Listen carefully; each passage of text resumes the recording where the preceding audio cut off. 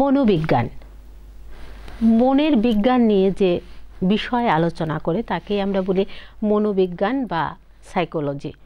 আমাদের বিভিন্ন আচার আচরণ গতিবিধি পর্যবেক্ষণ করে যারা সাইকোলজিস্ট আছেন তারা আমরা ইদানিং প্রায় প্রত্যেকটি মানুষ বা বর্তমান প্রজন্ম বিভিন্ন মানসিক সমস্যার শিকার।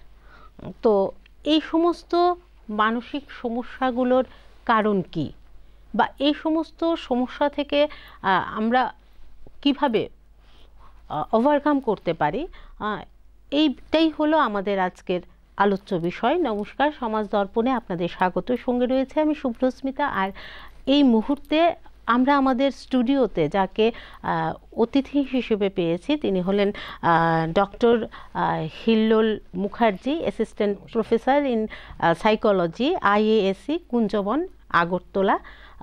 নমস্কার স্যার, বিটিভির পর্দায় আপনাকে স্বাগত। স্যার, প্রথমেই আপনার কাছে জানতে চাইব যে সাইকোলজিস্ট আর সাইকিয়াট্রিস্ট ডিফারেন্স কি? খুব ভালো প্রশ্ন। অ্যাকচুয়ালি এই বিষয়টা নিয়ে কথা বলা আমাদের দরকার, কারণ আমি আমার এই দীর্ঘ প্রায় 15 বছর ধরে আমি এই প্রফেশনের সঙ্গে রিলেটেড। তো আমি দেখেছি অনেকেরই এই স্বচ্ছ ধারণাটা নেই। এই প্রসঙ্গ আজকে বিটিভিতে উঠে আসছে, সেই জিনিসটা খুব ভালো বিষয় যে সাইকোলজিস্ট আর সাইকিয়াট্রিস্ট বিষয়টা মানে কিভাবে আলাদা। দেখুন, সাইকিয়াট্রিস্ট যিনি, উনি একজন MBBS ডাক্তার, উনি পেশায় একজন ডক্টর যিনি ডেফিনেটলি বিভিন্ন রকমের যে মানসিক যে রোগগুলো আছে সেগুলোর পরীক্ষা নিরীক্ষা করে কথা বলে এবং ওষুধ দিয়ে সেগুলো সারানোর চেষ্টা করেন। সাইকোলজিস্ট যিনি, উনি ক্লিনিক্যাল সাইকোলজিতে MPhil করেছেন অথবা ক্লিনিক্যাল সাইকোলজিতে PhD করেছেন, সাইকোলজিতে PhD করেছেন, এমন সাইকোলজি দিয়ে মাস্টার ডিগ্রি করেছেন। ওনারা ওষুধপত্র, প্রেসক্রিপশন, ওই জিনিসগুলো করতে পারবেন না, করেন না। ওনারা সাইকোথেরাপি বলে একটি বিষয় আছে যেগুলো আজকের ডিসকাশনে উঠে আসবে, সেই সাইকোথেরাপি সেগুলো করেন ওনারা। তাতে করে কি হয়, সাইকিয়াট্রিস্ট এবং সাইকোলজিস্ট তাদের যৌথ উদ্যোগে তারা সবাই দুজনে মিলে যেই জায়গায় ওষুধের প্রয়োজন সেই জায়গায় ওষুধ দিচ্ছেন সাইকিয়াট্রিস্ট। সাইকোলজিস্ট যারা আছেন ওনারা চেষ্টা করেন যে আমাদের মানসিক যে আমাদের বুদ্ধি, আমাদের মুড যে বিষয়টা আছে সেইগুলোকে পরীক্ষা নিরীক্ষা করা, তাদের টেস্ট করা এবং সেই মোতাবেক তাদের আচরণের পরিবর্তনের জায়গাটা চেষ্টা করেন বিভিন্ন থেরাপি দিয়ে আর কি। এই প্রসঙ্গে আমার একটা প্রশ্ন, যে অনেক সময় দেখা যায় যে আমি উপলব্ধি করতে পারছি যে আমার কিছু মানসিক সমস্যা হচ্ছে, কিন্তু আমি যে আমার পরিবারের লোকের সাথে ব্যাপারটা শেয়ার করব, কোথায় যেন একটা বাধা ফিল করি আমরা। বা বর্তমান প্রজন্মেও কিন্তু এই মানসিক সমস্যা বাচ্চাদের মধ্যে বেশ ভালো রকমভাবেই দেখা যায়। হ্যাঁ, ওরাও কিন্তু খুব সহজে মা বাবার সাথে ব্যাপারটা শেয়ার করতে পারে না। আমি বুঝতে পারছি যে হয়তো বা আমি যদি একটু কাউন্সিলিং করাই বা একটু ট্রিটমেন্ট নেই তাইলে হয়তো আমি আবার ঠিক স্বাভাবিক হয়ে যেতে পারবো। আমাদের মধ্যে একটা ধারণা কাজ করে যে সাইকিয়াট্রিস্ট মানেই পাগলের ডাক্তার। ঠিক আছে, এই ভয়টা আমাদের কোথাও একটা ভয় বা একটা কিছু কাজ করে। তো এই সিচুয়েশন থেকে আমরা কিভাবে ওভারকাম করতে পারি? ঠিক কথা বলছেন। অ্যাকচুয়ালি এটা একটা ভয়ই কাজ করে যে আমার একটা সমস্যা হচ্ছে, আমি বুঝতে পারছি। শারীরিক সমস্যা যখন হয় আমাদের, সেটা খুব ইজি, আমরা ইজিলি মানুষকে বলতে পারি। এবং যখন শারীরিক কোনো সমস্যা হয় সেই বিষয়ে আমরা মানুষকে যখন জানাই যে আমার শারীরিক সমস্যা হচ্ছে, আমরা একটা সহানুভূতি পাই, আমরা একটা সাপোর্ট পাই, আমরা বিভিন্ন ডাক্তার মানে আমরা অনেক সাজেশন পাই। কিন্তু যখনই আমরা মানসিক কোনো সমস্যার কথা বলে থাকি তখন যেটা প্রথম উঠে আসে সেটা হচ্ছে এগুলো কিছুই না। মানে আমার ভালো লাগছে না, যদি বলি পড়াশোনা কর ভালো লাগবে, ছোট বাচ্চাদের আমরা তাই বলি। পড়াশোনায় মনোযোগ নেই সেই কারণে ভালো লাগে না, বা বড় যারা কাজ করছেন কাজে মনোযোগ নেই সে কারণে ভালো লাগে না, এত ঘুমলে ভালো লাগবে কি করে। তো আমরা আমাদের মনের যে সমস্যা হচ্ছে, আমার চিন্তায় একটা সমস্যা হচ্ছে, আমার আবেগে একটা সমস্যা হচ্ছে, আমরা কাউকে কিন্তু মন খুলে বলতে পারি না। কেন বলি না, সেটার মুখ্য কারণ হচ্ছে গিয়ে আমরা কোথাও না কোথাও ভয় পাই যে আমি যদি বলি আমার মনের কথা যে আমার ভালো লাগছে না বা আমার কোনো পার্টিকুলার একটা ফিলিং হচ্ছে, তখন আমাকে কিন্তু জাজ করবে, আমাকে কিন্তু জাজ করা হবে ওইটার ভিত্তিতে। এবং পরবর্তী সময় আমি যাই করি না কেন, আমি 10 বছর আগে যেই কথাটা বলেছিলাম সেটাকে রিপিট করে ঘুরিয়ে এনে বলবে যে তোর তো এরকম সমস্যা আছে।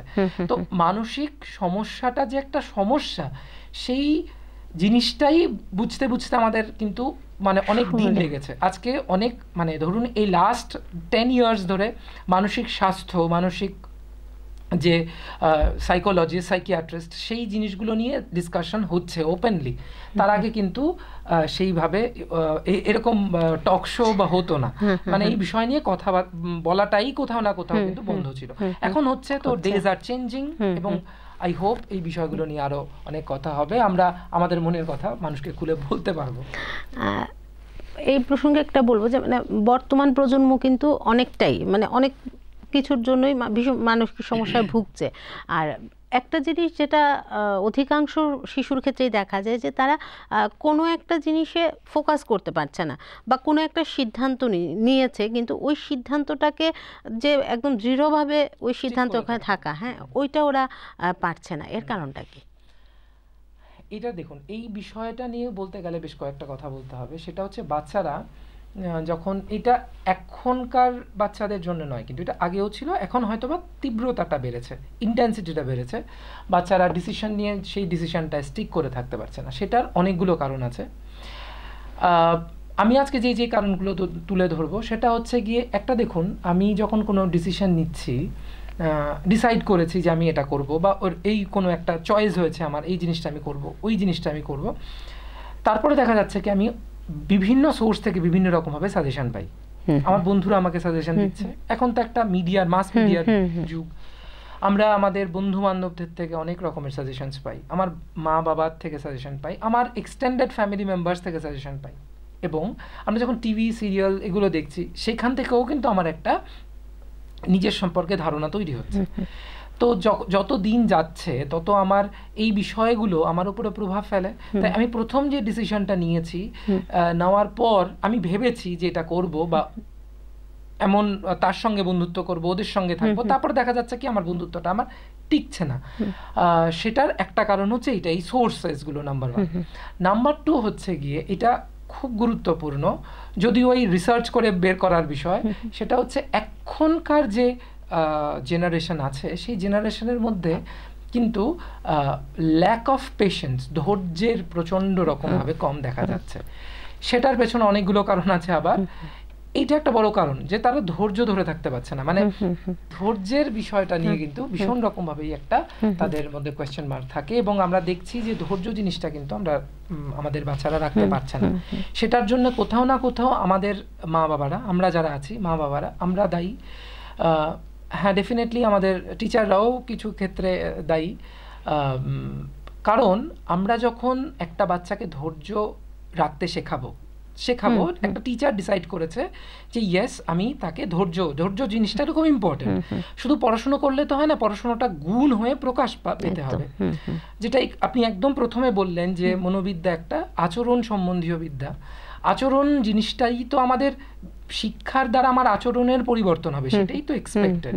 তো আমি যখন একটি টিচার কোনো বাচ্চাকে, ছোট বাচ্চাকে হোমওয়ার্ক দিচ্ছে, ধরুন আমি একটা এক্সাম্পল দিই, দিয়ে যে তুমি এই একটা গল্প 4-5টা স্টানজা, সেটা তুমি খাতায় লিখবে, দেখে দেখে কপি করবে। দেখা যাচ্ছে মারা বা বাবারা তারা নিজেরা ওই হোমওয়ার্কটা করে দিচ্ছে, বলবে এটার করে কি লাভ হবে, এই হ্যান্ডরাইটিং করে কি লাভ, হ্যান্ডরাইটিং ওর যথেষ্ট ভালো হয়ে যাবে। কিন্তু এখানে শুধুমাত্র হ্যান্ডরাইটিং এর জন্য কিন্তু যে টিচার দিয়েছেন উনি কিন্তু হ্যান্ডরাইটিং এর জন্য দেননি। এই যে ধৈর্য জিনিসটা কিন্তু এভাবেই বাড়ে, যে আমি দেখে দেখে লিখছি, এটার মধ্যে অনেক কিছু কিন্তু বিকাশ হবে, ধৈর্য জিনিসটা আসবে, সে লিখতে শিখবে, পড়াশুনো নিয়ে অনেকক্ষণ বসতে শিখবে। এখন হচ্ছে সবকিছুই কুইক রেমেডি, তাড়াতাড়ি করে আমাকে সলিউশন দিতে হবে। তো তাড়াতাড়ির জন্য তো এইটার প্রভাব তো তাদের উপরে পড়বেই, তাই ওরা ধৈর্য ধরতে পারছে না। দ্বিতীয়ত আমাদের জেনারেশনে আমরা দেখেছি আমরা একটা জিনিস চাইলে ঝট করে আমরা পেতাম না মানে এরকম নয় যে আমার মা বাবা দিতেও না, মা বাবারা দিতে অক্ষম ছিল, পারতেন না। আমরা চেষ্টা করি যে আমরা যে কষ্টটা পেয়েছি সেটা আমরা আমাদের বাচ্চাদের দেব না, তাই ওরা যা চায় আমরা দিয়ে দিই ঝট করে। তো এইবার তাতে করে হয়ে গেছে যে ওদের কিন্তু ধৈর্য থাকছে না, চেয়েছি আমাকে তুমি এখন দাও, না হলে কিন্তু আমার ভালো লাগছে না। এবং তার ফলে কি হয়ে যাচ্ছে, যখনই পাচ্ছে না তার মুড ফ্লাকচুয়েট করছে। এইভাবেই তাদের মধ্যে কিন্তু যখনই তারা কোনো রকম ভাবে একটা ফেলিয়ার দেখে, ফেলিয়ার হয়, সঙ্গে সঙ্গে সেই জায়গাটা থেকে যে failures are the pillars of success, সেই জিনিসটা কিন্তু তাদের ভেতর থেকে আসে না। তারা শুধু ওই সেন্টেন্স একটা লিখেছে কিন্তু জিনিসটা বুঝতে পারে না যে আমি একবার পারিনি, ঠিক আছে আমি আরেকবার চেষ্টা করি। একটা বন্ধুত্ব করেছি, বন্ধুত্বটা আমি দেখছি বন্ধুত্বের মধ্যে সব দিন তো সমান যায় না, আজকে বন্ধুত্বের মধ্যে ঝগড়া হয়েছে, আবার আস্তে আস্তে ঠিক হয়ে যাবে।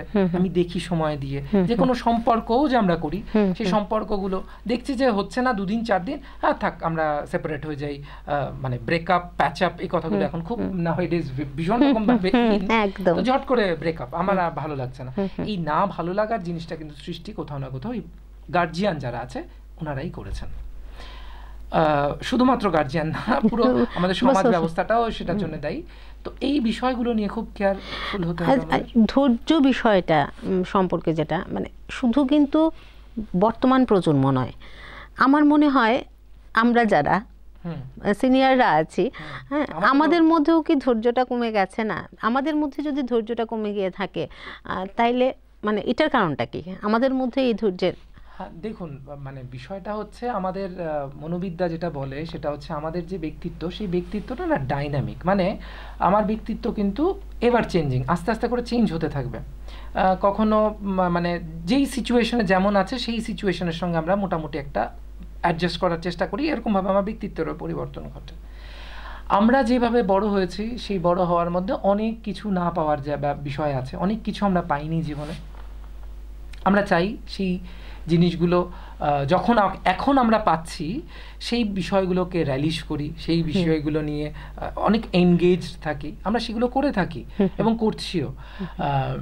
এইবার এত কিছু পাইনি, এত কষ্টগুলো যেগুলো আমার মনের ভেতরে চাপা পড়ে আছে, এখন যখন আমি খুব ইজিলি পাচ্ছি, কারণ সত্যি কথাই আগের তুলনায় এখন ভারতবর্ষে আমরা যারা বাস করছি আমাদের লিভিং স্ট্যান্ডার্ড অনেক বেড়েছে, অনেক। মানে আমরা যদি প্রত্যন্ত গ্রাম অঞ্চলেও যাই, তাদের আজ থেকে 10, 12, 15 বছর আগে যেমন তাদের লাইফস্টাইল ছিল, এখন তাদের লাইফস্টাইল কিন্তু অনেকটা চেঞ্জ হয়েছে।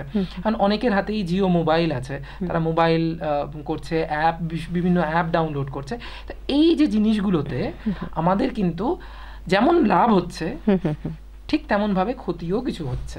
সেটা হচ্ছে আমি যখন আমার মোবাইল ফোনে স্ক্রল করে করে আমার কিছু একটা চাই, আমি উইন্ডো শপিং আগে আপনারা আমাদের মারা তো ভাবতেও পারে না, কিন্তু যাই হোক আমরা দেখেছি আমাদের সিনিয়র যারা আছে তারাও কিন্তু মাঝে সাঝে উইন্ডো শপিং এ যেত, গিয়ে কিছু এমনি ঘুরতে গেছে কিছু কিনে নিয়ে। এখন তো যেতেও হচ্ছে না, আমার হাতে আছে, তো ধৈর্যটা রাখবো কেন? আমার যদি কিছু চাই আমি প্ল্যান করেছি এটা 2 মাস বাদে কিনবো, যেটা আমরা আগে করতাম। এখন দেখা যাচ্ছে ওইটা তো এখানে ডিসকাউন্ট দিচ্ছে, তাহলে একটু ওই দিকটা না করে এই দিকটা করে ফেলি। এইভাবেই আমরা কিন্তু কোথাও না কোথাও নিজেদের পরিবর্তন করতে শুরু করেছি, পরিবর্তন হচ্ছে। আমাদের কথাটা এখানে কম ইম্পর্টেন্ট আমাদের পরের জেনারেশন যারা নাকি আদতে আমাদের ভারতবর্ষের যে মূল কাণ্ডারি হয়ে দাঁড়াবে। আমাদের তো একটা বয়স হয়েছে, কিন্তু ওদের তো এখন গ্রোয়িং পিরিয়ড, ওদেরকে এই জিনিসগুলো থেকে কিন্তু আমাদের বোঝাতে হবে যে তোমাদের দূরে থাকতে হবে। মোবাইল ফোন ডেফিনেটলি আমাদের শিক্ষার জন্য দরকার, কিন্তু সেটার একটা টাইম পিরিয়ড করা, সেই জিনিসগুলো কিন্তু খুব ইম্পর্টেন্ট। তাই আমাদের জন্য ধৈর্যের বিষয়টা আমরা পারবো, কোথাও না কোথাও আমরা বুঝতে পারি যে আমি ধৈর্য রাখতে পারছি না। বাচ্চা যে রাখতে পারছে না সেটা বুঝতেও পারছে না ধৈর্য জিনিসটা কি। এটা হচ্ছে আমাদের আর বাচ্চাদের ডিফারেন্স। ওরা ধৈর্যের ব্যাপারটা জানেই না যে ধৈর্য কি, মানে রাখবো কেন, কি কারণে, সেই বিষয়টাই হচ্ছে আমাদের আর ওদের মধ্যে ডিফারেন্সটা। আরেকটা যেটা বাচ্চাদের মধ্যে লক্ষ্য করা যায় যে কোনো একটা ঘটনা, যে ঘটনাটার পরিপ্রেক্ষিতে এখন একটা বাচ্চা যা রিয়েকশন দিল, সেই বাচ্চাটাই ধরুন কিছুক্ষণ বাদে বা 1 দিন 2 দিন পরে যখন সেম একটা ঘটনার মুখোমুখি হয় সে, তখন তার মানে রিয়েকশন পুরো পাল্টে যায়। মনে হয় যে ওই আবার এটার পরিপ্রেক্ষিতে এই রিয়েকশনটা দিচ্ছে, মানে মেলানো যায় না। এটার কারণটা কি? দেখুন, এই বিষয়ে বলতে গেলে এই জিনিসটা যে আপনি যে কথাটা বলছেন, এটা কিন্তু একটা মুডের ফ্লাকচুয়েশনের বিষয়, ঠিক আছে? এখানে একটা শব্দ আমাকে ইউজ করতে হচ্ছে, সেটা হচ্ছে অবসাদ, ডিপ্রেশন, যেটাকে আমরা বলে থাকি। যেটা আমি বললাম ওই ধৈর্যের থেকে শুরু করে, সেটা হচ্ছে আমি যা চাইছি তা পেয়ে যাচ্ছি, তো যা চাই আমার তাই চাই, তাই আমার পেতেই হবে, এই বিষয়টা আমার মাথার ভেতরে ঢুকে আছে। এবার আমার যখন আমি কিছু পাচ্ছি না, বা আমার যেটা আমি করতে চাইছি সেটা আমি করতে পারছি না, হচ্ছে না, তখন আমি অধৈর্য হয়ে পড়ছি, আমি বিরক্ত হয়ে পড়ছি, এবং খুব সহজেই যে ওয়ার্ডটা এখন বলছি সেটা হচ্ছে গিয়ে ফ্রাস্ট্রেশন। আমি ফ্রাস্ট্রেটেড হয়ে যাচ্ছি, ঠিক আছে? এবার দেখা গেল যে কোনো একটা ঘটনা, আমি এখন খুব ফ্রাস্ট্রেটেড একটা কিছু একটা কারণে, আমার যেটা আমি চাইছি, ফ্রাস্ট্রেশনটা কখন আসে? আমি পার্টিকুলার আমার একটা গোল আছে, একটা টার্গেট আছে, আমি সেই টার্গেটটায় পৌঁছতে চাই, টার্গেটটা পৌঁছতে গেলে একটা বাধা পাচ্ছি, আমি বাধাটা অতিক্রম করার চেষ্টা করি আমরা, যে বাধাটাকে অতিক্রম করে আমি আমার গন্তব্যে পৌঁছবো। তাহলে প্রত্যেকেই করে, খুব স্বাভাবিক, তো আমিও করছি। এবার আমি 2-3-4 বার যখন করলাম, করে দেখছি যে আমি পারছি না অতিক্রম করতে, তখনই আমরা ওই স্টেটটাকে বলা হয় ফ্রাস্ট্রেশন। তখনই আমার ফ্রাস্ট্রেশন আসে, মনে হয় যে আমি ওটা তার হবে না, এটা আমি পাবো না, ঠিক আছে? এখানে ধরুন আগের বাচ্চাদের ক্ষেত্রে যেটা হতো সেটা হচ্ছে ওরা কিন্তু চেষ্টাটা চালিয়ে যেত, সহজে হারটা মানতো না। এখনকার বাচ্চারা দেখা যাচ্ছে, সবাই নয়, অনেক এক্সেপশনাল আছে, কিন্তু অনেক ম্যাক্সিমাম বাচ্চারা, এবং ভালো ভালো ঘরের বাচ্চারা, ভালো স্কুলে পড়ার বাচ্চারা, তারা কিন্তু সহজেই হার মেনে নিচ্ছে। মানে হার মেনে নিচ্ছে বলতে ফ্রাস্ট্রেটেড হয়ে যাচ্ছে। যে কোনো একটা পরীক্ষায় একটা চিটিং ধরা পড়লো, সাধারণ একটা পরীক্ষা, সে দেখা গেল যে ফ্রাস্ট্রেটেড হয়ে সুইসাইড করে নিল, মানে এরকম একটা, এই পর্যন্ত সে ভেবে নিতে পারে যে আরো অনেক ওয়েজ আছে, আরো সময় আছে, আমি শিখি, আমি পড়ি, এই জিনিসটা তাদের মধ্যে নেই। এই ফিলিংগুলোর কারণে, এই যে অবসাদের কথা বললাম, এই অবসাদের কারণে কিন্তু ওদের বিভিন্ন সিচুয়েশনে বিভিন্ন রকমের রেসপন্স দিচ্ছে। প্রথমে একটা বাজেভাবে রেসপন্স দিয়ে দিল, রেসপন্স দেওয়ার পর সে নিজে উপলব্ধি করলো, তারও তো জ্ঞান বুদ্ধি বিবেচনা আছে, যে আমি হয়তো বা এটা ঠিক করিনি, ঠিক আছে? এটা একটা বিষয়। আরেকটা হচ্ছে গিয়ে পরের দিন যখন সেটা ভালোভাবে রিঅ্যাক্ট করছে, সেদিন ওর মুডটা ভালো আছে। একটা ফোন কলও কিন্তু এখনকার বাচ্চাদের মুড পুরো আপসেট করে দিতে পারে, জাস্ট একটা ফোন কল। একটা ফোন কল একটু আগে ভালো ছিল, ফোন কলটা রিসিভ করার পরে দেখা যাচ্ছে সে ভীষণ উইয়ার্ড একটা আচরণ করছে, তো বাজেভাবে আচরণ করলো। তারপরের দিন সেম ঘটনাই ঘটলো, কিন্তু তখন তার মুডটা ভালো, সে ভালোভাবে আচরণ করছে, এবং ডিফারেন্সিয়েট করতে পারছে না যে আমি তার আগের দিন কি করেছি, এখন কি করছে। এই হচ্ছে গিয়ে ভীষণ অ্যালার্মিং। সে ওই ঘটনার পরিপ্রেক্ষিতে সে আগের দিন কি করেছিল হয়তো পরের দিন সে ভুলেই যাচ্ছে, মানে তার কাছে মনে হচ্ছে যে হ্যাঁ এটা করেছি তো ঠিক আছে। মানে ওই যে কথাটা বললাম, যে এখানেই আমাদের টিচারের বা আমাদের গার্জিয়ানদের, আমাদের পেরেন্টসদের, আমাদের ফ্যামিলি মেম্বারসদের একটা বড় রোল আছে। সেটা হচ্ছে গিয়ে কি, ফেইলিয়ার্সগুলোকে অ্যাকসেপ্ট করতে শেখাতে হবে। তুমি যদি তোমার সাকসেসটাকে এনজয় করো, তোমার ফেইলিয়ার্সগুলোকেও তোমাকে অ্যাকসেপ্ট করতে হবে, সেই বিষয়টা শেখাতে হবে। ফেইলিয়ার্স মানে তুমি একটা জিনিসে ফেল করেছো মানে তোমার জীবন একদম জিরো হয়ে যাবে তা নয়। আমরা অনেক গার্জিয়ান আছে যারা নাকি ধরুন ক্লাস 1-2 বাচ্চা, 3 বাচ্চা, কেজি 1 কেজি 2 বাচ্চা একটা কিছু পারছে না, তোর দ্বারা কিছু হবে না, এই কথাগুলো, এই যে পার্টিকুলার লেবেলিং, তোর দ্বারা হবে না, তুই অপদার্থ, এই লেবেলিংগুলো করা কিন্তু আমাদের বন্ধ করতে হবে। কারণ সে যখন এই যে জিনিসটাকে অ্যাকসেপ্ট করে নিচ্ছে যে আমি অপদার্থ, হবে না, আমার পক্ষে সম্ভব না, কারণ সে তো বিশ্বাস করে মা বাবাকে, সে তো ভালোবাসে মা বাবাকে। তো আমি যখনই ওরকম একটা কথা বলবো, তো তখন যে বাচ্চাটা ডেফিনেটলি সে যথেষ্ট রকমভাবে মানে ডিপ্রেসড হয়ে পড়বে, এবং সেই জিনিসটাকে ধরেই চলবে। এই হচ্ছে গিয়ে বিষয় আর কি। স্যারের সাথে কথা বলছি, জানছি অনেক গুরুত্বপূর্ণ তথ্য, যা আমাদের রোজকার জীবনের ঘটনা আমরা বলতে পারি। রোজ আমরা প্রাত্যহিক জীবনে এই সমস্ত সমস্যাগুলির সম্মুখীন কম বেশি সকলেই হয়ে থাকি। আরও কথা হবে, আরও অনেক কিছু জানবো স্যারের কাছ থেকে। নিয়ে নিচ্ছে ছোট্ট একটা বিরতি, ফিরে আসছি বিরতির পর। গয়না যখন বোঝে তোমার স্টাইল, শ্যাম সুন্দর কোম্পানি জুয়েলার্স। শেফদের পছন্দ সিস্টার মশলা, যা মডার্ন টেকনোলজি এবং স্বাস্থ্যসম্মত। সিস্টার, নিশ্চিন্তের প্রতীক। শোনো শোনো ভোজন রসিক, শোনো মন দিয়া, ঝাঁঝের স্বাদে রান্না করো লং তরাই দিয়া। ইলিশ সর্ষে পোস্ত বাটা যেমন ইচ্ছে নাও, মালাই চিংড়ি মাংস কষা চেটে পুটে খাও, আহা চেটে পুটে খাও, আহা চেটে পুটে খাও। লং তরাই কাচ্চি ঘানির সর্ষে তেলে টেস্ট, যে খাবে সেই বলবে লং তরাই বেশ। লং তরাই সরষের তেল, ঝাঁঝে স্বাদে তোমাকে চাই। আহা লং তরাই বেশ, আহা লং তরাই বেশ। আবারও ফিরে এলাম বিরতির পর। চলে যাচ্ছে স্যারের কাছে। স্যার, ইদানিং আমরা প্রায় সকলেই একটা কথা বলে থাকি যে আমি খুব ডিপ্রেসড আছি। বাচ্চারাও বলে। তো এই যে ডিপ্রেশন ব্যাপারটা কি আসলে? আচ্ছা, দেখুন, টেকনিক্যালি ডিপ্রেশন কথাটা, অবসাদ কথাটা বলতে গেলে অনেকগুলো কথা বলতে হবে। আমি যেই জিনিসটা এখানে হাইলাইট করব, ডিপ্রেশন হচ্ছে কি একটা স্টেট অফ মাইন্ড।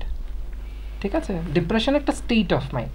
আমি এটাকে এখনো বিকার হিসেবে বলছি না, মানসিক বিকার বা মেন্টাল ডিসঅর্ডার হিসেবে এখনো বলছি না। ডেফিনেটলি এটা মেন্টাল ডিসঅর্ডার, এটা একটা স্টেট অফ মাইন্ড। আমাদের প্রত্যেকের জীবনে কখনো না কখনো, আমাদের তো সব দিন এক রকমের যায় না, কখনো কখনো একটা ফেজ আসে যেই ফেজটায় আমি একটু লো ফিল করি, আমার সেই এনার্জিটা থাকে না। ঠিক আছে, আমার মনে হয় আমি একটু শুয়ে থাকি, আমার কিছু করতে ইচ্ছে হয় না, আমার কোনো কাজে মনোযোগ আসে না, আমার কোনো কিছু ভালো লাগে না। যেই জিনিসগুলো ভালো লাগতো সেই জিনিসগুলো এখন আমার আর ভালো লাগছে না, ওই পার্টিকুলার মোমেন্টে ভালো লাগছে না। সেই টাইমটা, সেই ফেজটাকে আমরা ডিপ্রেশন বলি, যে আমার একটু ডিপ্রেশন, আমার একটা ডিপ্রেসড লাগছে। কিন্তু সেটা কিন্তু বিকার নয়, এটা আমাদের সবার হয়, সকলের হয়। কোনো একটা রেজাল্ট ভালো হলো না, ফলটা আশা যা করেছিলাম সেই অনুযায়ী হয়নি, তখন কিন্তু আমার ডিপ্রেশন হবে, এটাই তো স্বাভাবিক। কিন্তু এই ডিপ্রেশনটা আমরা কাটিয়ে উঠে ফেলি, আমরা আবার ঘুরে দাঁড়াই। এটাকে আমরা বলি, মানে ইংরেজিতে বলা হয় রেজিলিয়েন্স। তো আমরা ঘুরে দাঁড়ানোর চেষ্টা করি। কিন্তু অনেক ক্ষেত্রে দেখা গেছে অনেক মানুষের এখন ডিপ্রেশন এমন একটা পর্যায়ে গিয়ে, depression as a disorder, mental disorder, মানসিক স্বাস্থ্যের একটা মানে একটা বলতে পারেন সবচাইতে বড় একটি রোগ, মনোরোগ, সেটা হচ্ছে ডিপ্রেশন বা অবসাদ। আমাদের পপুলেশনে দেখা গেছে যে একটা মানে বেশ ভারী অংশ কিন্তু ডিপ্রেশনের শিকার। তারা তাদের রীতিমতো ওষুধ খাওয়ার মতো এবং অর এলস সাইকোথেরাপি করার মতো কিন্তু একটা স্টেজে আছে তারা। তাদের ডিপ্রেশনটা ওই একটা ফেজ না, চলছে, মানে বছর 2-1, 3-1, 4-1 হয়ে গেছে, মন কিছুতেই ভালো হচ্ছে না। এটা এমন সময়, যেটা আমি একটু আগেই বললাম, তাদের কি হচ্ছে, তাদের ইন্টেন্সিটিতে বেশি অনেক, তারা খেতে ভালো লাগে না, খাওয়া দাওয়ায় মনোযোগ নেই, ঘুম ভালো হচ্ছে না, শরীর ভেঙে পড়ছে, শরীর স্বাস্থ্য ভেঙে যাচ্ছে, যেই কাজগুলো করতে ভালো লাগতো একটু আগেই যেটা বললাম সেগুলো সে করতে পারছে না, সেক্সুয়াল যে ড্রাইভটা থাকে সেই ড্রাইভটা তার মধ্যে অনেকটা কমে গেছে, কথায় কথায় স্পেলস অফ ক্রাইং, কান্না পায়, যে কোনো কথায় যে কোনো কিছু দেখে কষ্ট একটু হলেই তার কান্না পাচ্ছে। এই বিষয়গুলো তাদের মধ্যে লক্ষ্য করা যায় বেশি। তাদের এইরকমই একটা নেচার, এরকমই ম্যাক্সিমাম টাইম, ম্যাক্সিমাম দিন তারা এরকমই থাকে। এবং বাচ্চাদের ক্ষেত্রে দেখা গেছে বাচ্চাদেরও ডিপ্রেশন হয়, তারা ইরিটেটেড হয়ে থাকে, সবসময় চিড়চিড়া হয়ে থাকে। ঠিক আছে, সব কিছুতে একটা জেদ করা, চিৎকার করা, কান্না করা, মুড ভালো লাগছে না। মানে খুব ছোট বাচ্চা বলছে যে আমি কি করবো, আমার যে কিছু ভালো লাগে না, আমার কিছু ভালো লাগছে না। মানে ভাবুন, এত ছোট বাচ্চা ভাবে না, বাচ্চাদের তো ভালো লাগার কথা, সে মানে ভালো লাগছে না। ছোট বাচ্চা, আমরা আমাদের ছোটবেলায় বিয়ে বাড়ি নেমন্তন্ন এলে আমরা খুব খুশি হতাম, যেতে যাবো, এখন ওরা যেতে চায় না। মানে ক্লাস 3, 4, 5 এর বাচ্চাও দেখা যাচ্ছে যে না, যাবো না। তো এই জিনিসটা তো আনন্যাচারাল। এই জিনিসগুলো কিন্তু দেখতে হবে আমাদের। তো এই জিনিসটাকেই আমরা বেসিক্যালি ডিপ্রেশন বলে থাকি। এই যে আপনি বললেন যে ওরা যেতে চায় না, বেটা একটা সময় ছিল যে বন্ধু বান্ধবের সাথে সময় কাটানো, এটার কিন্তু একটা আলাদাই কি বলবো মজা বা একদম, আমরা আনন্দ খুব enjoy ছিল। করতাম। হ্যাঁ, বন্ধু বান্ধবের সাথে গল্প করা, সময় কাটানো, এবং এখন তো সোশ্যাল মিডিয়ায় আমাদের হাজারো হাজারো ফ্রেন্ড থাকে, কিন্তু আগেও তো আমাদের বন্ধু ছিল, একেবারে কমও ছিল না, অত হাজার হাজার ছিল না, কিন্তু ছিল। মন খুলে প্রাণ খুলে আমরা বন্ধুদের সাথে আনন্দ করতাম, মজা করতাম। কিন্তু এই যে এখন হাজার হাজার বন্ধুর মাঝখানেও মনে হয় যে বাচ্চাগুলো কোথায় যেন একা, একদম বা ফ্যামিলিতেও আমার মনে হয় যে ওরা যেমন মানে সব কথা খুলে বলতে পারছে না, মা বাবাকেও খুলে বলতে পারছে না, বন্ধুকেও খুলে বলতে পারছে না, মানে কোথায় যেন ওরা ভীষণ লোনলিনেসের মধ্যে দিনগুলো কাটাচ্ছে। এটার কারণটা কি?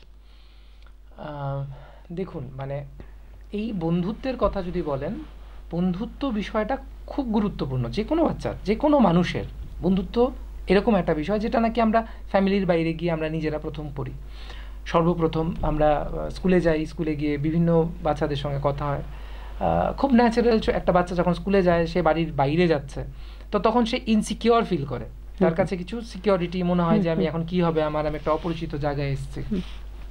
আস্তে আস্তে করে টিচাররা পড়াতে শুরু করে, পড়াশুনো করতে শুরু করে, ওর যে মানে ওর ক্লাসের যারা আছে তাদের সঙ্গে কথাবার্তা বলে তাদের সঙ্গে একটা বন্ধুত্বের জায়গা সৃষ্টি হয়। এবং এই বন্ধুত্ব করতে করতে তারা নিজেদের মনের কথা, তাদের সিক্রেটসগুলো তারা যেটা বাড়ির মানুষের সঙ্গেও শেয়ার করতে পারে না, তারা শেয়ার করতে পারে। আমরা সেটাই করে এসেছি। তখন আমাদের হাতে মোবাইল ফোন ছিল না, আমাদের অত বন্ধুও ছিল না। আমাদের যেই কতগুলো বন্ধু ছিল তাদের সঙ্গে ওই মুষ্টিমেয় বন্ধুদের মধ্যে বন্ধুত্ব হতো, ঝগড়া হতো, ঝাঁটি হতো, কিন্তু আমরা মেলামেশা করে চলতে পারতাম। এখনকার হয়ে গেছে কি, আমি প্রচুর কন্ট্যাক্টস, অনেক বন্ধু হচ্ছে, অপরিচিত মানুষ বন্ধুত্ব হচ্ছে। এবং ভাববেন, আমার যদি দেখা যায় যে আমাকে আমার স্কুলের ফ্রেন্ডরা তো আমাকে ভালোই বাসে, আমার সঙ্গে বন্ধুত্ব করে, কিন্তু আমি নতুন নতুন প্রত্যেক দিন কিছু নতুন মানুষের ফ্রেন্ড রিকোয়েস্ট পাচ্ছি, ঠিক আছে, এবং আমার দেখে, তার প্রোফাইল দেখে আমার ভালো লাগছে যে বাহ, ছেলেটি তো বেশ ভালো বা মেয়েটি বেশ ভালো, তো আমার তো ইন্টারেস্ট জাগবেই, তো আমি তার দিকে ঝুঁকবো, তার সঙ্গে কথা বলবো, তুমি কে। নতুন, আমরা তো অজানাকে জানতে সবসময় চাই, তো সেও অজানাকে জানতেই চাইছে। করতে করতে প্রচুর ফ্রেন্ডস তার হয়েছে, কিন্তু কারোর সঙ্গেই তো সেই আমাদের যে ডিপ লেভেলে গিয়ে বন্ধুত্ব হওয়া, সেটা তো কারোর সঙ্গে হয়নি। সবার সঙ্গেই তো ওপর ওপর বন্ধুত্ব, কারণ বন্ধুত্ব করতে গেলে সময় দিতে হবে, সেই সময়টা তো আমরা দিতে পারিনি। কারণ প্রত্যেক দিন আমার নতুন নতুন বন্ধু এসছে, আমি তাদের সঙ্গে নতুন নতুন কথা বলেছি, কথা বলে তো আমার সঙ্গে কারোরই যে মনের খুব মিল, মনের কথা বিশ্বাস তৈরি হওয়ার যে জায়গাটা, সেটা কিন্তু ভালো তৈরি হচ্ছে না। কারণ আমার সঙ্গে যেটা হচ্ছে, আমার যে বন্ধু যার সঙ্গে আবার স্কুলে দেখা হয়, তার জীবনেও তো তাই হচ্ছে। সে তো এক জায়গায় বসে নেই যে আমার জন্য অপেক্ষা করছে, ইটস নট লাইক দ্যাট, তারও তো বন্ধুত্ব হচ্ছে। তো আমরা প্রত্যেকে বিভিন্ন মানে কি বলবো, অনেকগুলো বন্ধু করে আদতে একটা বন্ধু করতে পারি না। মোরওভার, আমাদের যে মা বাবারা, আমাদের হাতেও মোবাইল ফোন, আমাদের হাতেও মোবাইল ফোন, আমরা হয়তো বা একটু বয়সকালে মোবাইল ফোন পেয়েছি, আমাদেরও পুরনো বন্ধুদের সঙ্গে এখন কথা হয়, আমরা ওদের সঙ্গেও সময় দিচ্ছি, যেটা আমার মা বাবারা হয়তো বা পান না, কারণ তার বন্ধু কোথায় আছে সে জানেনও না, আমরা পাচ্ছি, তো আমাদের সময়টাও একটু বাচ্চাদের প্রতি কম দিচ্ছি। এইভাবে হয়ে গেছে একটা কমিউনিকেশন গ্যাপ। আর এই কমিউনিকেশন গ্যাপের জন্য সবচাইতে যে সাফার করছে সেটা কিন্তু বাচ্চারা, এবং আমাদের সঙ্গে আমাদের যে বিভিন্ন সম্পর্কগুলো সাফার কিন্তু করছে বিকজ অফ দ্যাট। তাই আমাদের কোথাও না কোথাও এই মোবাইল ফোন, এই social media, friends and all that, সেগুলো আমরা করব, ডেফিনেটলি করব, কিন্তু সেটার জন্য একটা টাইম বাঁধা দরকার, পরিবারের একটা নিয়ম শৃঙ্খলা করা কিন্তু খুব দরকার। আমরা যারা গার্জিয়ানরা আছি, আমরা নিজেরাও এই শৃঙ্খলায় চলবো, নিজেই নিয়ম বানাবো, সেটাতে আমরাও ফলো করব, আমার বাচ্চারাও সেটাই শিখবে। সেটাই করতে হবে যে মা বাবা কোনো রকম, আমরা প্রচুর অ্যাডস দেখছি যে বাবা কথা বলছে, মানে ভিডিওতে কথা বলছে বা বন্ধুদের সঙ্গে কথা বলছে এবং খাচ্ছে, বাচ্চা এসে কিছু বলতে চাইছে, বলছে পরে পরে, বারবার করে ইগনোর করছে। তো বাচ্চা যে ইগনোরড হচ্ছে, যে সে প্রথমত তো সারাদিন আমার মা বাবা আমার সঙ্গে থাকে না, তারা চাকরি বাকরি করে, লাইফ ফাস্ট করতেই হবে, আমি কখনোই বলবো না করবো না, কিন্তু যখন ফ্যামিলিতে আসছি তখন ফ্যামিলির মানুষগুলোকে গুরুত্ব দেওয়া, তাদের নিডসগুলোকে বোঝা, যে কি দরকার, কি করেছে তারা সারাদিন, সেই বিষয়গুলো জানাও তো খুব দরকার, ঠিক আছে? কারণ যখন জিনিসগুলো শেষ হয়ে যাবে বা কোনো একটা অঘটন হয়ে যাবে, তখন কিন্তু কান্না করে, তখন সাইকোলজিস্টের কাছে এসেও কিন্তু সাংঘাতিক খুব লাভ হয় না। তাই আমি এই কথাই বলবো আপনাদের টিভি চ্যানেলের মাধ্যমে যত দর্শক আছে যে ডেফিনেটলি আমরা যা করছি সেগুলো তো আমাদের করতেই হবে, আধুনিক জীবনে চলতে হলে সেগুলো দরকার। কোনো সাইকোলজিস্ট বলবেন না এগুলো করবেন না, কিন্তু পরিবারের একটা নিয়ম, বাচ্চাদের সেই নিয়মগুলোকে শেখানো সেটা কিন্তু ভীষণ দরকার। এবং সেই নিয়মগুলো বাড়ির বড় থেকে ছোট প্রত্যেকে ওই নিয়মটাকে মেনে চলতে হবে। খাওয়ার টাইম, কথা বলার টাইম, সেই জিনিসগুলোকে কিন্তু বেছে নিতে লাগবে। তাতে করে হবে সম্পর্কগুলো ভালো মা বাবার সঙ্গে, আর মা বাবার সঙ্গে সম্পর্ক যদি বাচ্চার ভালো হয়, বাচ্চার কিন্তু বাকি সম্পর্কগুলো খুব ভালো হবে। আর এই rates of divorce and all that সেগুলো কিন্তু কমে যাবে। আসলে আপনার সাথে কথা বলে প্রশ্ন অনেকই থাকে, এই বিষয়ে কথা বলতে বলতে প্রশ্নের কিন্তু শেষ নেই, কিন্তু সময়ের দাবি আমাদের মানতেই হবে। ছোট করে আরেকটা প্রচণ্ড, আমার মনে হয় এটা খুব বার্নিং ইস্যু বর্তমান সোসাইটিতে, হ্যাঁ, যে বাচ্চারা খুব সাধারণ, মা বকেছে সুইসাইড করে নিল, বন্ধুর সাথে সামান্য একটা ঝগড়া হয়েছে সুইসাইড করে নিল। হ্যাঁ, এই প্রবণতাটা কেন? এই প্রবণতাটা এই যে কথাগুলো বললাম সেগুলো থেকেই কিন্তু এই প্রবণতাটা আসছে। সেটা হচ্ছে সুইসাইড বিষয়টা তো আমরা ডেফিনেটলি এই মিডিয়া থেকে, মাস মিডিয়া থেকে, বন্ধুদের থেকে, আমার বড়দের থেকে, কারণ বড়রাও আমরা অনেক সময় মানে এরকম কথা কিন্তু বাচ্চাদের সামনে বলে থাকি যে আমার মনে হয় মরে যাই, আমার মনে হচ্ছে আমি আমার জীবন শেষ করে দিই। মানে খুব ছোট একটা ঝগড়াঝাটি হলো মা বাবার মধ্যে, দেখা যাচ্ছে যে অ্যাকচুয়ালি করছে না তারা, কিন্তু মা বলছে বা বাবা বলছে যে আমার মনে হয় এর থেকে মরে যাওয়া ভালো, সুইসাইড করে নেওয়া ভালো। এই কথাগুলো কিন্তু আমরা জানি না, আমাদের বাচ্চারা কিন্তু ক্যাচ করছে। তো সে যখন দেখছে যে আমাকে মা বকেছে, তার মানে ওইবার ইজ ইকুয়াল টু করতে থাকে, তার মানে মা আর আমাকে ভালোবাসে না, ঠিক আছে? আর মা যখন আমাকে ভালোবাসে না, ঠিক আছে, তাহলে এই জীবনটা রেখেই বা আমি কি করব? ঠিক আছে, আমি মার কাছে খারাপ হয়ে গেছি, বা আমি পরীক্ষায় পাশ করিনি, আমার তো জীবন শেষ। আমি ক্লাস 6 থেকে 7-এ উঠিনি, 7 থেকে 8-এ উঠিনি, তো আমার তো জীবন শেষ, আমি ফেল করে গেলাম, সবাই তো জেনে গেল আমি ফেল করেছি। এবার ফেল করেও যে আবার ঘুরে দাঁড়ানো যায় সেটা তো আমরা দেখাই না, সেগুলো তো আমরা বলি না। আমরা যে এখন যে যুগ চলছে, আমি দুটো পার্টিকুলার রিসেন্ট দুটো মুভিজের কথা আমি বলবো। একটা হচ্ছে খুব একটা মানে বড় একটা মানে খুব হিট ফিল্ম, কিছুদিন আগেই আমরা দেখলাম, রণবীর কাপুর করেছেন। সেই ফিল্মসটা খুব চলেছে। ফিল্মটার মধ্যে যা দেখিয়েছে সেটা যে কনসিকুয়েন্সটা নিয়ে কথা কিন্তু আমরা খুব কম বলি। আমরা বলি যে হ্যাঁ এই জিনিস দেখাবো, ডেফিনেটলি আমরা রাবণকেও দেখাবো যে কি হচ্ছে, কিন্তু তার পরিণতিটা দেখাতে হবে যে তার এগুলো করার পর তার কি হয়েছে। তাকে যদি আমি হিরো হিসাবে দেখাই তখন সেই জিনিসটাই তারা অ্যাকসেপ্ট করে নেবে। আবার ঠিক তেমন ভাবে আরেকটি ফিল্ম যেখানে একটি পার্টিকুলার মানুষের তার জীবনযাত্রা দেখা যাচ্ছে যে সে কত কষ্ট করে সে একটা আইএএস অফিসার হওয়ার চেষ্টা করেছে এবং আলটিমেটলি হয়েছে। সে হিন্দি মিডিয়ামে পড়াশোনা করেও একবার দুবার তিনবারের বার গিয়ে সে কিন্তু আলটিমেটলি সে করতে পেরেছে। এই বিষয়গুলো দেখানো ভীষণ দরকার, কারণ বাচ্চা যখন এটা দেখবে ভাববে প্রথমবার পারিনি, দ্বিতীয়বার আরো ভালো করব। এই জিনিসগুলো নিয়ে চর্চা করা দরকার এবং কালচার করা দরকার। আমরা মা বাবারা যা কষ্ট করেছি জীবনে, সেই কষ্টের গল্পগুলোকে কষ্ট হিসেবে না বলে সাকসেস স্টোরিজ হিসাবে বলা ভীষণ দরকার। যে দেখো আমি এরকম কষ্ট করতে করতে আলটিমেটলি আমি এই জিনিসটা পেয়েছি। আমরা কিভাবে বলি জিনিসটা, আমরা বলি কিন্তু কিভাবে বলি, আমরা বলি কি যে দেখো এই কষ্ট করেছি, আজকে তোমার থেকে এই কথাগুলো শুনছি, আমি কষ্ট করার ফল হচ্ছে তোমার থেকে জিনিসটা শোনা। তাহলে আমার কষ্টটার কিন্তু বাচ্চার কাছে কষ্ট হিসাবে পারসিভড হয় না। সে আমার কষ্টটা দেখে যদি দেখে যে দেখে কষ্ট করে আমি আলটিমেটলি এই জায়গায় গিয়ে পৌঁছেছি, তুমিও কষ্ট করো, তুমি এর থেকে অনেক ওপরে গিয়ে পৌঁছাবে। কষ্ট করেই আমরা পৌঁছতে হয়, কেষ্ট মেলে। এই জিনিসগুলো বোঝানোটা, ওই গল্পগুলো মা বাবারা খুব কম এখন গল্প বলে বাচ্চাদের। এই জিনিসগুলো কিন্তু আমি আপনাদের টিভির মাধ্যমে বলতে চাই যে প্রত্যেকটি মা বাবার তার সন্তানদের গল্প বলা, গল্প পড়ানো, গল্পের বই পড়ানো, ঠিক আছে? ওই মানে পার্টিকুলারলি মোবাইলে কোনো গল্প শোনানো না, গল্প বলা। মানে আমি যখন গল্পটা বলছি আমার একটা এক্সপ্রেশন দিয়ে বলবো, আমার একটা ইমোশন দিয়ে বলবো, সেগুলো খুব দরকার। তাহলে কিন্তু বাচ্চারা বুঝতে শিখবে যে suicide is not the solution. কোনো সলিউশন সুইসাইডের দ্বারা আসেনি, কোনো সলিউশন সুইসাইডের দ্বারা আসেও না।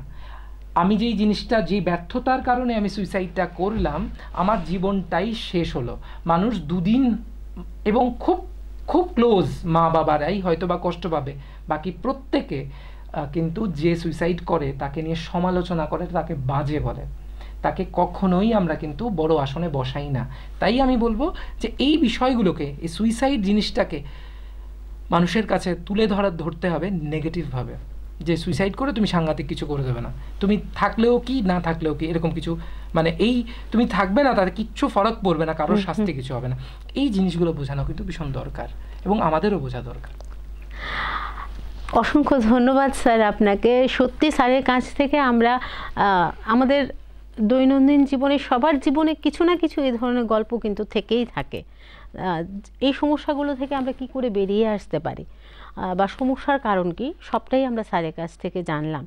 আসলে বিজ্ঞানের উন্নতি, প্রযুক্তির উন্নতি, তার সাথে আমাদের এগিয়ে যেতে হবে, আমাদের সময়ের সাথে, বিবর্তনের সাথে নিজেকে মানিয়ে নিয়ে চলতে হবে, কিন্তু তার সাথে যেন ঘুমোতে গেলে মায়ের কাছে সেই ঘুম পাড়ানির গল্প শোনার ব্যাপারটাও থেকে যায়। তাইলেই বিজ্ঞানের যেমন উন্নতি হবে, তেমনি একটা সুস্থ সুন্দর শিশু আমরা সমাজকে উপহার দিতে পারবো। দায়িত্বটা সমাজ, পরিবার, বিদ্যালয় সকলেরই। নমস্কার।